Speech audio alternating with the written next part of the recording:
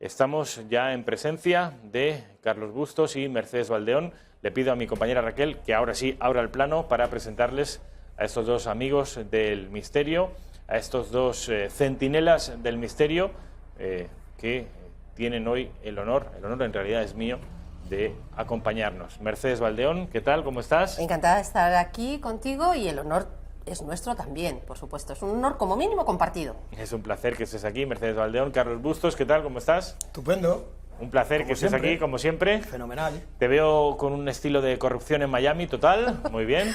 Decirte que te queda fenomenal. Te lo agradezco muchísimo. Te queda fenomenal, rejuvenecido. Pues también, eso te lo agradezco todavía. Y con más. unas lupas, como dirían ahora los millennials, muy modernas. Hace muchísimo daño estos focos. Sí, y dentro de bien poquito empezarán a dar mucho calor. Ahora se agradece casi por las temperaturas que tenemos, pero te lo digo yo, bueno, y tú ya lo has sufrido, que a medida que empiece el mes de abril, mayo, estos focos serán insufribles y no sé yo cómo esta chaqueta y esta corbata lo seguiré llevando. En fin, si desde arriba me obligan, pues no habrá más remedio, pero si de lo que a mí dependa vamos a procurar, iremos procurando quitarnos ropa. Bueno, Carlos Bustos, Mercedes Valdeón, Mercedes, Carlos, ¿de qué nos vais a hablar hoy?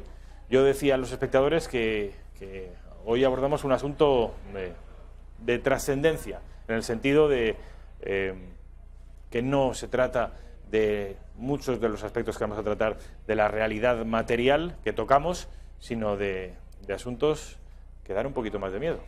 Pues Rafa, evidentemente, y quién mejor que Mercedes para explicarlo.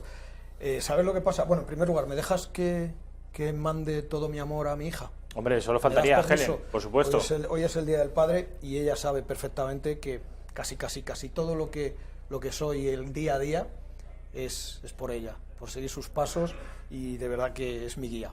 Y te digo una cosa más, están bien lo de los pepes, pero también las pepas, ¿vale? Que te has quedado ahí. Sí. Y lo que te faltaba, ¿verdad? Micromachismo al canto, seguro que alguien me dice algo. Bueno, vaya por Dios. Bueno, dicho esto, los viajes astrales, los viajes en el tiempo, las experiencias cercanas a la muerte, los visitantes de dormitorio, los sueños son o simplemente hay algo más detrás. ¿Cuál es el problema? Que todo el mundo sepa y que dé por hecho, porque ya me harto de decirlo en mis programas, en nuestros programas de radio, que de la única persona que me fío para temas esotéricos es de Mercedes Valdeón. Cuando yo digo que es mi bruja y la única bruja en la que confío, lo digo de verdad.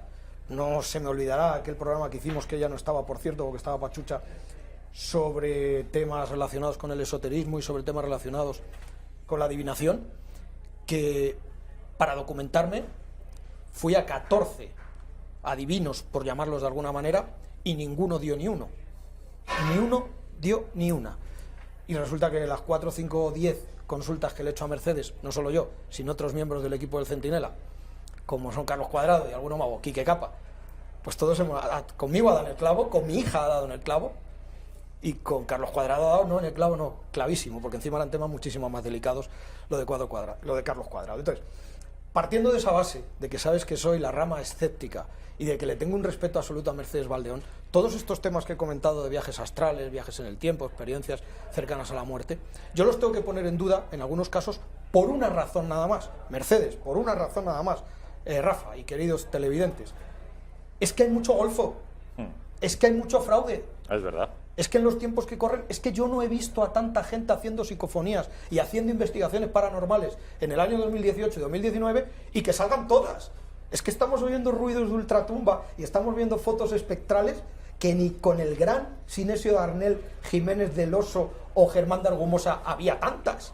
Maldita sea. Entonces, eso está dando una dirección, nos está haciendo tomar una dirección a los periodistas del misterio que tiramos un poco por la rama, si no lo veo no lo creo, que todo lo que cuenta Mercedes, que en muchos casos tienen vértices de ciencia, fíjate lo que te voy a decir, de ciencia, oculta o no oculta, pero de ciencia o de paraciencia, tengamos que ponerlo en duda, debido a estos gente que, pues eso, que quieren hacer el agosto y que son fraudes, Rafa. Dicho esto, Mercedes, que nos cuente, pero lo que te va a contar es que encima está documentado y es que puede estar hasta demostrado. Antes de que me cuentes, Mercedes, me gustaría, para que los espectadores te conocieran, porque a Carlos Bustos lo conocen de sobra, casi tanto como a mí, pero tú es la primera vez que vienes. ¿Por qué dice Carlos que los asuntos que te ha ido a ti a consultar siempre lo has clavado, siempre las orientaciones que le has dado tienen mucho que ver con lo que en realidad es? ¿Tienes algún tipo de sensibilidad? Bueno, en realidad yo pienso que sensibilidad con respecto a los asuntos que nos pueden llegar a suceder tiene todo el ser humano. Todos lo tenemos como potencial. Lo que pasa es que quizá unos lo tenemos más desarrollado que otros, como la facilidad con los números o la facilidad con las letras. Pero es un potencial humano, es la intuición. Y la intuición viene por vía divina, pero también se puede llegar a desarrollar de una forma, digamos, controlada. Y yo lo único que hago cuando alguien me consulta algo es intentar actuar como resonador. Y bueno, pues tengo la fortuna, no sé si decir la fortuna o la sensibilidad de conseguir acertar. Pero resonador, ¿qué es esta palabra que ustedes deberían conocer? ¿Qué es? Sí, resonar es ser capaz de percibir la energía que emana la persona que te viene a consultar y dejar que las cosas que salen de ti le ayuden a tomar las mejores decisiones. No es tanto adivinar como poner en pie aquello que él necesita escuchar para tomar las decisiones, porque el destino lo elabora uno mismo, es decir, cada uno es arquitecto de su destino, no estamos sometidos a un destino prefijado, a lo mejor sí en cosas, bueno, pues digamos como muy estratégicas, pero todo lo demás lo generamos nosotros. Entonces, en los momentos en los que tenemos mayor tribulación, mayor preocupación, escuchar a una persona que desde un punto de vista objetivo, porque no tiene ningún tipo de interés en que una cosa fluya por un lado o por otra, nos diga cosas que nos pueden hacer reflexionar, desubicarnos del punto de observación que tenemos, pues nos puede ayudar a tomar las mejores decisiones. Bueno, vamos ya así a entrar en materia. Carlos, ¿qué es lo que nos tenéis preparado para el día de hoy? Que yo tengo mucha expectación. A ver. Bueno, pues como dice Mercedes, son muchos los seres humanos que nos quedamos dormidos. Bendito sea Dios, porque implica no dormir, implica volverse loco y derivar en muerte segura, ¿no? Y también son muchos los que se quedan dormidos, ahí ya no personalizo, y ven siluetas y perciben cosas inquietantes, camas que se mueven. No sé si estaríamos hablando, Mercedes, de experiencias relacionadas, pues no sé, con la interpretación de los sueños, en este caso, si es que sueñas, que parece ser que sí se sueña, o directamente con los famosos, que alguna vez lo hemos tocado, visitantes de dormitorio, o incluso los extraterrestres que vienen a saber mucho de nosotros, que nos quieren investigar para saber eso, repito, mucho de nosotros, y llegar incluso a abducirnos, ¿no? Cuando tú estás en una cama y puedes tener esos sueños lúcidos, tú lo achacas a un sueño, a una experiencia paranormal, a un visitante de dormitorio, o a que estamos como verdaderas regaderas. Bueno, en realidad yo creo que el tema que podíamos tratar en esa línea es bastante más amplio, porque podríamos definirlo ¿Nos como... das 2 horas? Perdón, ¿nos das 2 horas? No. Jefe. Voy a ser concreta. Acostumbraros a que esto no es el Centinela de la radio, que en la radio tenéis 2 horas y media todos los domingos. Sí, no es el caso. Voy a ser muy concreta y además incluso desde el principio voy a, si os parece, en muy breve espacio de tiempo, dar unas pinceladas y luego ya, pues si queréis preguntarme cualquiera de los dos, cualquier cosa está bien. No, yo creo que todo esto de lo que hoy podíamos hablar es estados modificados de la conciencia o estados alterados de la conciencia. Entonces, para ponernos en un punto de partida, podríamos decir que los humanos tenemos distintos estados de vigilia o de somnolencia y, por lo tanto, distintas capacidades para percibir aquellas cosas que en un estado de vigilia y despiertos completamente no podemos percibir. ¿Cuáles serían, desde el punto de vista científico, los que se consideran conocidos? Bueno, pues podemos decir que el estado de vigilia, dormir, pero dormir físicamente, soñar una vez que estamos durmiendo, y luego hay un cuarto estado de conciencia que puede llegar al que se puede llegar a través de la meditación, a través de los canales espontáneos o bien a través de las drogas, que sería concientizar, traspasar el límite de la conciencia. Entonces, cuando tú hablas de sueños, hay un estadio justo en el momento en el que vas a dormir o justo en el momento en el que te despiertas, que tienes una capacidad para desarrollar una intuición mayor. Y es cuando se nos pueden producir lo que llamamos sueños premonitorios o también contactos con otros entes o con otras entidades.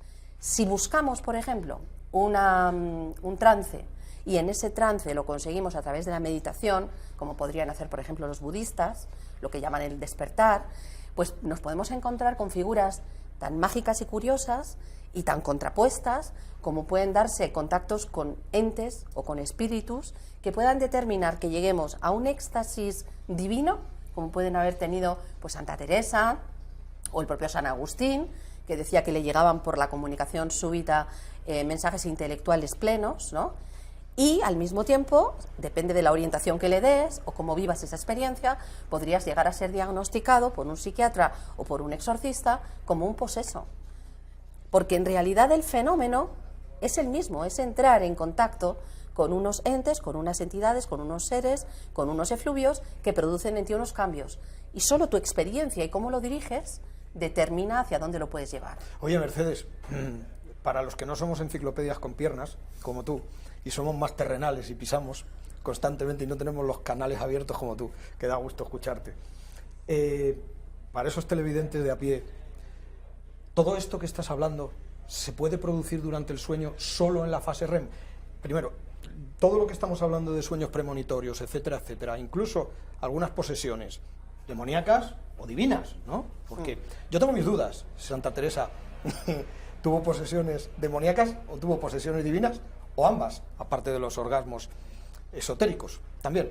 Pero se producen en la fase REM porque me gustaría que explicaras, sobre todo a los legos como yo, qué es eso de la como tú también, sí, qué es eso de la fase REM y por qué es la madre de todos los sueños, donde radica absolutamente todo lo que hemos pensado, lo que hemos llegado a pensar cuando despertamos. Bueno, en realidad, si nos llevamos la experiencia de los sueños al terreno biológico, tenemos que decir que, al igual que de la mente humana, científicamente demostrado hay poco. Quiero decir que se sabe que hay, por las mediciones de los impulsos cerebrales mientras estamos durmiendo, fases más activas y fases más pasivas en la propia experiencia física, fisiológica del sueño. Pero luego la experiencia mística, aunque por, digamos, las señales que nos dan las máquinas, podría determinarse que es más posible que se dé en un momento o en otro, no tiene por qué darse. La experiencia, por ejemplo, a través de redes de sueños, cuando tenemos experiencias, porque distintos soñadores nos ponemos de acuerdo para intentar, bueno, pues alcanzar una meta en común, ¿no?, lo que llamamos redes de soñadores, no tiene por qué producirse en una fase o en otra, biológicamente hablando. El mensaje te puede llegar en cualquier momento. Puede que tú seas consciente de un mensaje en una fase en la que la máquina del biólogo o del neurólogo no esté recogido, ¿sabes? Oye, Mercedes, ¿tú eres de las que piensa que los sueños abren puertas a otros mundos? A ver, evidentemente, mientras que tú estás dormido y solo dormido, sin ser consciente de que sueñas o sin ser luego capaz de recordar el sueño, se podría decir que estás en un proceso biológico estricto, como si estuvieras casi despierto. Pero en el momento en el que la fase de sueño, que podríamos utilizar lo que tú dices, ¿no?, cuando la máquina repunta y ya te da la fase REM, te libera de lo que es el físico, se supone que es el espíritu el que experimenta, o digamos la mente profunda, el subconsciente, y entonces ahí podríamos decir que se abren puertas, sería una metáfora, claro, pero podríamos decir que se abren puertas a unas experimentaciones que desde la vigilia no podemos tener. Sí, podríamos decir que se abren puertas a otro mundo. ¿Crees? A ver, yo te voy a dar 4 opciones, yo no me creo ninguna de las 4, pero muy bien, tú me tienes que decir si yo me creo alguna, si tú te crees alguna y cuál sería la más fidedigna para ti, porque te vuelvo a repetir, estamos acostumbrados a tanto falsificador de la realidad que me cuesta muchísimo trabajo hablar de estos temas contigo, dando la sensación de que yo soy el primer detractor de todo esto, todo lo contrario. No, pues me conoces sabes de lo que 80 hay. Programas juntos y de algunos enganchones que hemos tenido en antena, pero en el fondo sabes que esa incredulidad mía solo es crédula cuando me hablas tú, entre comillas. Entonces, visitantes de dormitorio, seres de otro planeta que se meten dentro de nosotros para conocernos o estudiarnos, abducciones, familiares, que como también dices tú y me ha encantado siempre y te la he copiado más de una vez, familiares que están en las mansiones radiantes y vienen a advertirnos o a protegernos de algo, o simplemente sueños y pesadillas que hemos tenido porque hemos visto una película, pues ya nos metemos si quieres en los viajes astrales y los viajes en el tiempo, sueños y pesadillas que hemos tenido porque hemos visto una película, y de tanto ver películas con el Empire State de fondo, de pronto vamos al Empire State y pensamos que hemos estado ahí y nos creemos que hemos estado ahí. ¿Qué te cuadra más? Cuando hablamos de sueños, ¿qué te cuadra más? Y de sueños premonitorios, que es para mí es lo que más miedo me da. Ya, bueno, en realidad toda esa batería de preguntas nos daría para 5 centinelas de los de radio enteros. Pero bueno, si tengo que reducir, diré que cualquiera de esas posibilidades puede darse. Lo que pasa es que hay que analizarlas una por una. Habrá muchas personas que tengan sueños premonitorios y no sepan interpretarlos y sin embargo haya sido un sueño premonitorio. Y habrá personas que le den importancia a situaciones que han vivido en sueños que estén enmascaradas en un sueño que tenga claras connotaciones de haber visto una película o de haber pasado por una situación de estrés. Por lo tanto, siempre que intentamos conocer la profundidad y la realidad de los sueños, hay que tratarlo de manera individual. Generalizar es quedarse muy cerca de la patraña. No podemos generalizar. Entonces, por ejemplo, para tratar los temas, digamos, más escabrosos, cuando uno, por ejemplo, está en un tiempo en el que acaba de despedir a un ser querido, es muy probable que se pueda presentar en sueños. Lo lógico, si es un sueño de comunicación real, es que aparezca en un estado físico mejor. Intentan siempre que quieren comunicar, presentarse en un aspecto agradable, probablemente incluso más joven de lo que tú le conociste en vida, y normalmente siempre los mensajes que dan son de despedida, confortadores, abrazos y besos y una sensación de no te preocupes que estoy mejor de lo que estaba, ¿no? Otro tipo de cuestiones, por ejemplo, la posibilidad de que haya seres o entes de otra naturaleza, de otra dimensión, como extraterrestres o otros seres de otra dimensión que entren en contacto contigo ahí ya estamos completamente en la línea de lo que uno es capaz de creer o no. Es decir, si ahora mismo acudiéramos, por ejemplo, a físicos cuánticos, pues ya nos dicen que hay seres de otras dimensiones y que en determinados momentos se puede entrar en contacto con ellos. Ya no somos legos, no somos chiflados los que hablamos de esto. Ya se habla a alto nivel, ¿no? Pues Michio Kaku, por ejemplo, dice que a través de la teoría de los espejos se podría explicar perfectamente cómo seres de distinta dimensión podrían entrar en contacto. ¿Qué nos da miedo de eso? Pues que desconocemos la entidad con la que vamos a entrar en contacto. Entonces, cuando alguien trata con algo desconocido, inmediatamente, como mínimo, tienes precaución. Y después, al no entender lo que sucede, cualquier, digamos, evento que se produzca en contacto con esa entidad te produce desasosiego. Mercedes, más de una vez aquí en esta redacción abierta, y tengo a mi amigo Rafa como testigo, he nombrado y he leído frases literalmente tuyas, de alguna escaleta de algún programa de radio. Que, por cierto, pido encarecidamente a todos los televidentes de la redacción abierta que escuchen un programa dirigido por Mercedes Valdeón en el Centinela del Misterio sobre la interpretación de los sueños. La planteamos consultas de los oyentes y de los seguidores, que cada vez son más, por doquier. Fue un programa de estos que se pudo ir a 4 horas perfectamente. Te puedo asegurar, y que me quede aquí pajarito, si miento, que de absolutamente todas las interpretaciones de sueño que le planteamos, de gente que llamó al programa o escribía al programa diciendo, he soñado esto, ¿qué significa?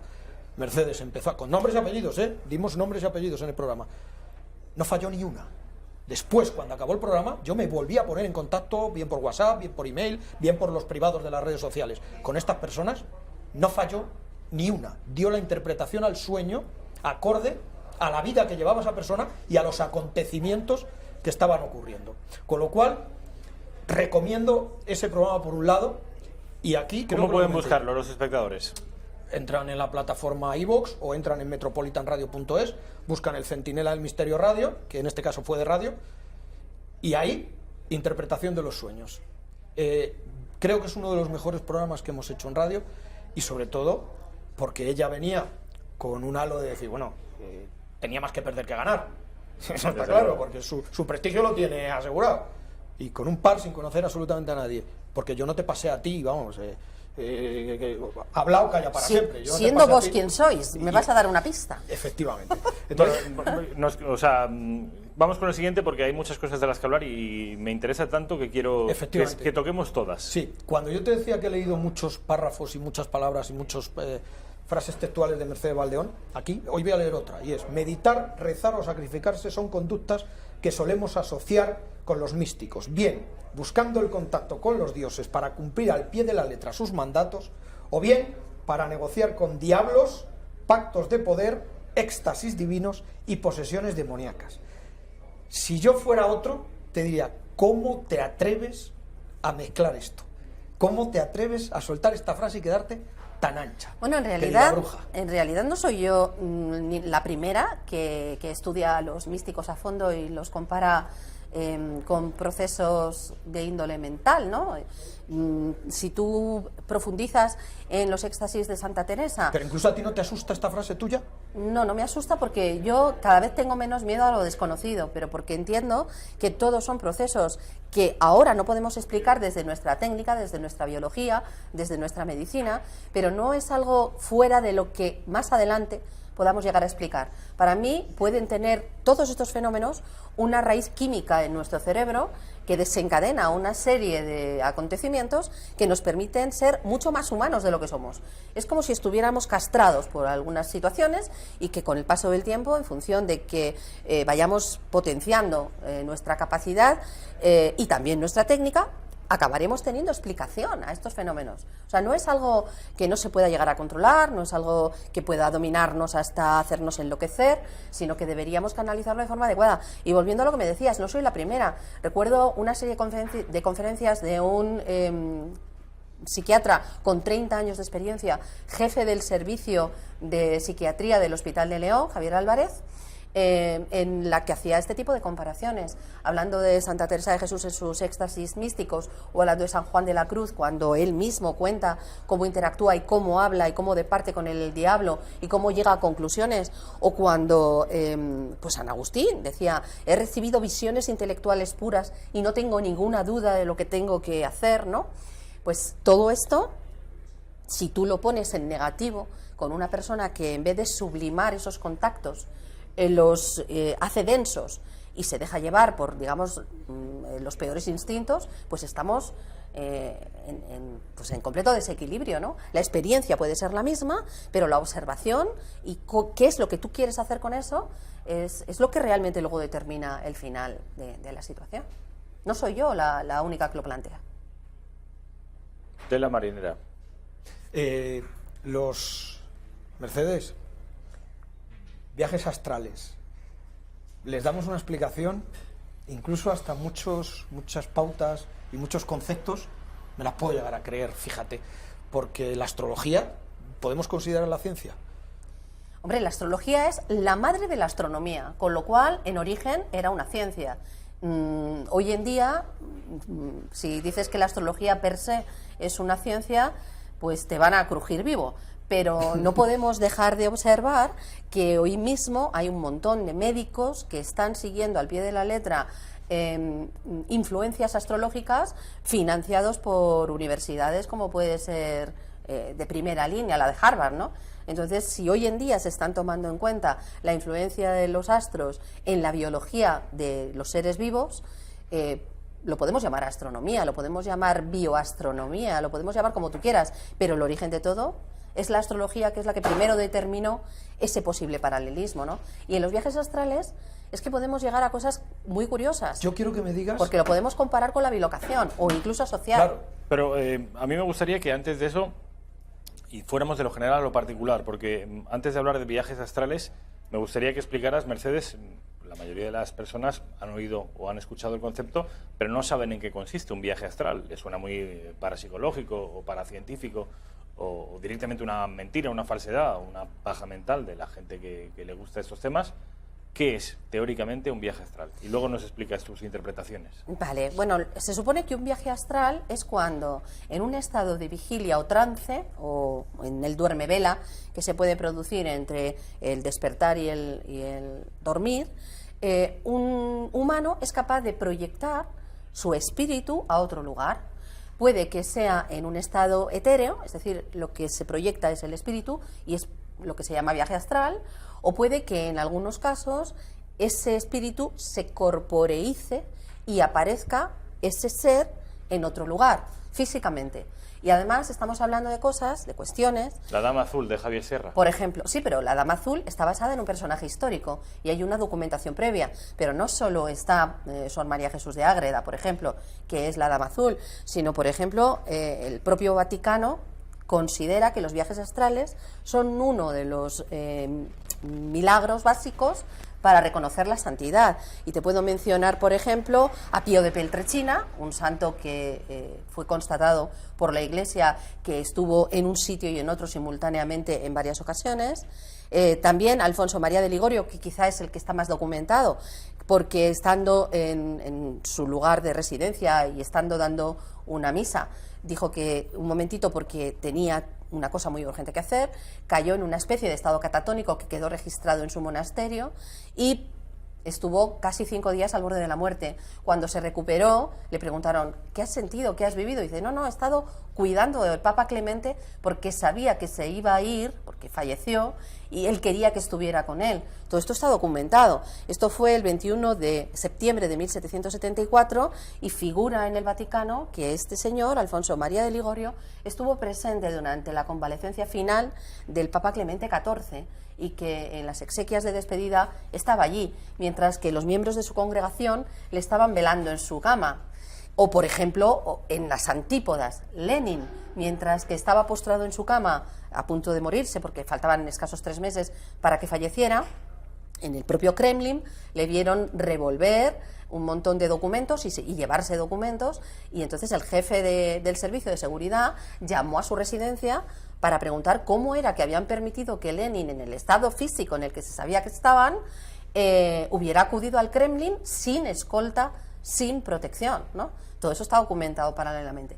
Quiero decir que, como en todo, cuando estamos hablando de fenómenos espirituales, pues hay, digamos, enfoques santos y enfoques profanos y personajes de todos los estratos sociales, de todos los niveles, y hay historiadores que se han tomado la molestia de registrar esto. No estamos hablando de supercherías, estamos hablando de cuestiones históricas que hoy en día se pueden volver a traer a la palestra para estudiarlas. ¿Y se puede provocar un viaje astral? Hay técnicas que ayudan a proyectar el espíritu fuera del cuerpo en estados de meditación y trance. Hay personas que son capaces, o dicen que son capaces, de hacerlo a voluntad. Pero es cierto que el último viaje astral o bilocación que ha estado documentado por entidades fiables es la de Pío de Peltrechina, porque lo sostiene la Iglesia. El resto, bueno, son experiencias que pueden ser muy respetables a título particular, pero no hay, un organismo detrás que lo haya certificado de forma fehaciente. Mercedes, a mí me llama poderosísimamente la atención lo de los viajes astrales. Los viajes astrales pueden ser espirituales perfectamente, lo entiendo, lo comprendo. Pero hay otro tipo de viaje que a lo mejor son similares, pero sí me gustaría que dejáramos clarísimamente expuesta la diferencia de cara a nuestros televidentes. ¿Los físicos, por ejemplo, te refieres? Ahí está. La bilocación. Claro, el viaje astral está muy bien, pero yo lo veo más espiritual que, por ejemplo, un viaje en el tiempo.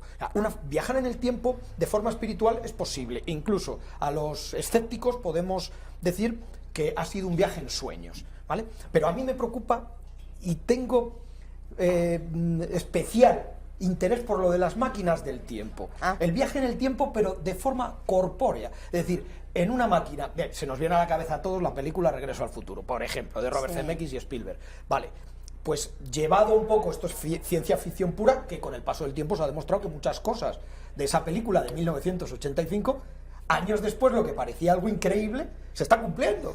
Bueno, ¿vale? y no estamos hablando de ciencia ficción.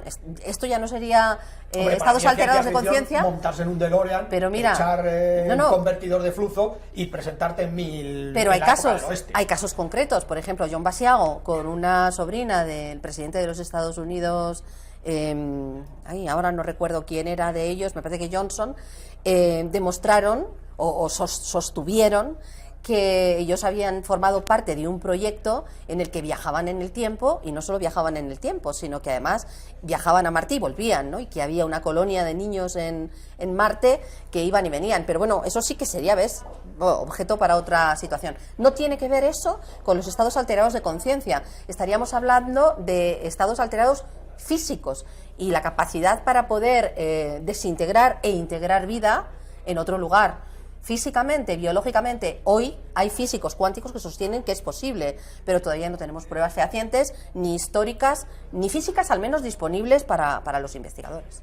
¿Cuántas veces te he dicho a lo largo de los programas nuestros andamos mal de tiempo? Pues hoy también, ¿no? Pues hoy andamos mal de tiempo. Nos quedan 5 minutos. Pues para los estados para los cercanos a la muerte. Vale. Bueno, es que los ECM Es que, vamos a ver, si tengo que creer en algo... Experiencia Rafa cercana a la Núñez Huerta, muerte. Exactamente. Pero es que ya no tenemos tiempo de contar un montón de ejemplos, ¿no? No, pero vamos a sugerir una autora. Vamos a sugerir que las personas que realmente estén interesadas en conocerlo un poco más en profundidad, o que nos sigan y que Rafa nos dé otro programa para profundizar en esto exclusivamente, o que lean a Elizabeth Kubler-Ross, que es una psiquiatra de reconocidísimo prestigio, falleció en el 2004, que pertenecía a la Universidad de Chicago, que escribe muchos libros, pero en particular es impactante sobre la muerte y los moribundos, porque ella habla de la posibilidad de que familiares, seres angélicos, seres espirituales, se presenten en el momento en el que una persona va a partir. Muchos de nosotros en nuestras casas hemos tenido la experiencia de que nuestros seres queridos, en el momento en el que se van a marchar, mencionan a alguien que falleció hace mucho tiempo. Uy, fulanito, menganito, o te confunden con alguien de su niñez, es porque ya están abriendo la puerta para marcharse y esos espíritus angélicos vienen a buscarte. Y eso es lo que recoge esta psiquiatra, también de reconocido prestigio, como cuando hemos estado hablando de los estados místicos alterados de conciencia de Javier Álvarez. Elizabeth Kubler-Ross, sobre la muerte y los moribundos. Querida Mercedes, efectivamente... Le cogemos la palabra a Rafa de que vendremos a hacer un programa especialmente sobre las ECM, las experiencias cercanas a la muerte. Pero a modo de avanzadilla, para no dejar solo con Kubler-Ross a nuestros televidentes, el famoso túnel La Luz Blanca, médicos que dicen que ven segundos y minutos incluso antes de morir cómo el alma abandona el cuerpo, médicos... Sí. Y médicos de reconocido prestigio, que por supuesto no te voy a decir qué nombres, una es amiga tuya, es jefa de un servicio de urgencia. De un servicio de urgencia de un importante hospital. Y la famosa monja que todos ven antes de morir. Una monja, los médicos sorprendentemente que saben cuándo va a morir alguien porque ven postrados en su cama al enfermo y ven cómo, yo no sé si el halo, el espíritu, el alma, no sabría cómo denominarlo. El desdoblamiento del alma.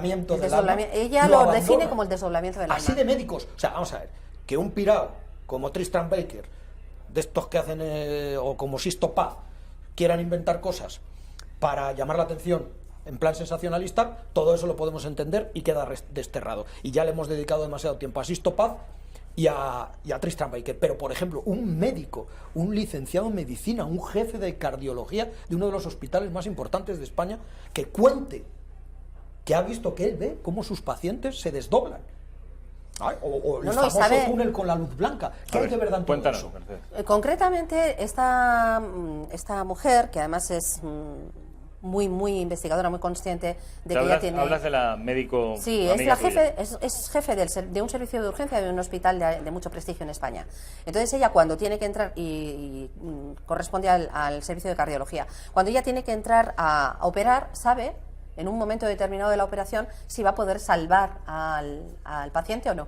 Porque en el momento en el que no va a poder salvarle, ve lo que ella llama el desdoblamiento espiritual. Ve cómo, digamos, el halo del alma, podríamos llamarlo así, flota sobre el paciente y se queda pendiente del cuerpo de la persona que está operando solo con un hilo, lo que llamamos el cordón de plata en esoterismo. Entonces, en el momento en el que ella interviene, si ese cordón de plata no se rompe, sabe que ese paciente se va a salvar. Si el cordón de plata se diluye, porque no es que se rompa, sino que se diluye, sabe que, aunque lo va a intentar hasta el último momento, evidentemente, no va a conseguir salvarle. Esta mujer, esta científica, esta médico, no se atreve a decirlo públicamente. No se atreve a decirlo públicamente hasta que se jubile. Pues es parecido al caso del doctor Josep María Casals, que fue durante muchísimos años el jefe del servicio de cardiología y de trasplantes de la Quirón en Barcelona, y que tuvo que esperar a jubilarse, o como Javier Álvarez, para decir que todos los trasplantes que él había hecho a lo largo de su vida los había estudiado y documentado, y absolutamente todos los receptores tenían recuerdos vívidos y recuerdos de sus donantes. Hasta que no se jubilan, no lo pueden reconocer. Imagínate que te trasplantan un hígado, te trasplantan un riñón y tú empiezas a tener como pases de películas, como pases de fotogramas. ¿Quién dijo de esto la en la vida tele y se le de echaron otra encima? persona, ¿Perdón? ¿Quién dijo esto en la tele y se le echaron encima? La mujer de Carlos Herrera, ¿cómo se llama? Sí, Mariló Montero.